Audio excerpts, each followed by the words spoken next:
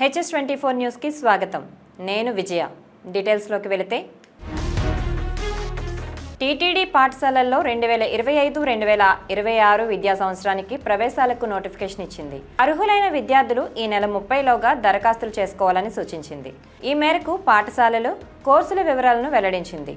ఏపీలోని తిరుమల, విజయనగరం, భీమవరం, కోటప్పకొండ, తెలంగాణ రాష్ట్రంలో నల్గొండ, కీసరగుట్టలో టీటీడీ ఆధ్వర్యంలో వేద పాఠశాలలు కొనసాగుతున్నాయి. వివిధ కోర్సుల్లో ప్రవేశాలకు 12 నుంచి 14 సంవత్సరాలలోపు వయసున్న విద్యార్థులు అర్హులు. సాంప్రదాయం ప్రకారం ఉపనయనం పూర్తి చేసుకున్న బాలురు మాత్రమే దరఖాస్తు చేయాల్సి ఉంటుంది. వేద పాఠశాలలు కోర్సుల వివరాలు, ప్రవేశ అర్హత, దరఖాస్తుల వివరాలకు టీటీడీ అధికారిక వెబ్సైట్ www.tirumala.orgని సంప్రదించాలి. ఆపరేషన్ సింధూర్కు వ్యతిరేకంగా ఇటీవల పాక్ జరిపిన క్షిపణి వైమానిక దాడులను భారత సాయుధ దళాలు సమర్థంగా తిప్పికొట్టాయి. ధైర్య సాహసాలు, పరాక్రమంతో శత్రుదేశ దాడులను అడ్డుకున్నాయి. పాక్ క్షిపణులు, డ్రోన్లను మన L-70 ఆకాశ్ తదితర గగనతల రక్షణ వ్యవస్థలు అద్భుత రీతిలో నేలమట్టం చేశాయి. సరిహద్దు రాష్ట్రాల్లోని అనేక నగరాలకు హాని జరగకుండా భారత సైన్యం కాపాడింది. అయితే ఆపరేషన్ సింధూర్ తర్వాత అక్కస్తో అమృత్సర్లోని స్వర్ణ దేవాలయాన్ని పాక్ లక్ష్యంగా చేసుకుంది. ఈ దాడులను ఎలా అడ్డుకున్నామో major general Karthik C Seshadri వెల్లడించారు.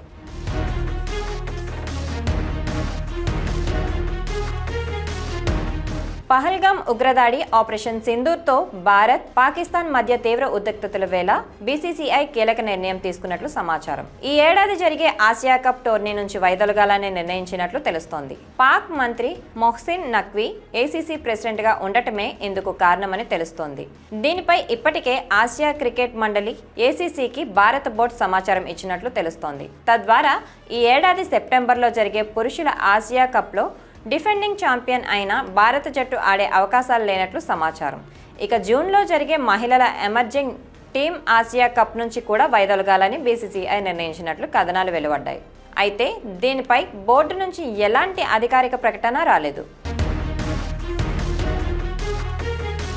అణ్వాయుధాలు ఉపయోగించకుండానే ఉక్రెయిన్తో యుద్ధాన్ని పూర్తి చేసి అనుకున్న లక్ష్యాలను సాధించే సత్తా రష్యాకు ఉందని ఆ దేశ అధ్యక్షుడు వ్లాదిమిర్ పుతిన్ అన్నారు.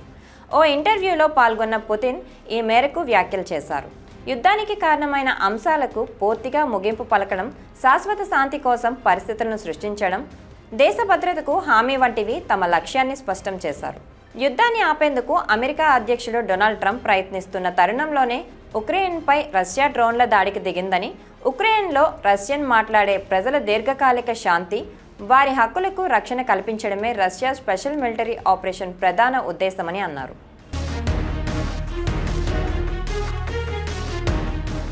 అమరావతి రాజధాని పరిధిలోకి వచ్చే విజయవాడ, గుంటూరు నగరాలకు కలుపుతూ ఓ semi high speed suburban circular రైలును నడిపేందుకు ప్రభుత్వం ప్రయత్నాలు ప్రారంభించింది. ఇందులో భాగంగా విజయవాడ నుంచి మొదలుపెట్టి నంబూరు, అమరావతి, గుంటూరు, తెనాలి మధ్య ఈ రైలును నడిపేందుకు వీలుగా ప్రాజెక్టుకు రూపకల్పన చేస్తోంది. ఇందుకోసం డిపిఆర్ సిద్ధం చేయాలని ప్రభుత్వం మెట్రో రైల్ కార్పొరేషన్కు ఆదేశాలు ఇచ్చింది. ఇవి ఇవాల్టి అప్డేట్స్. మరిన్ని అప్డేట్స్ కోసం కీప్ వాచింగ్ HS24 న్యూస్.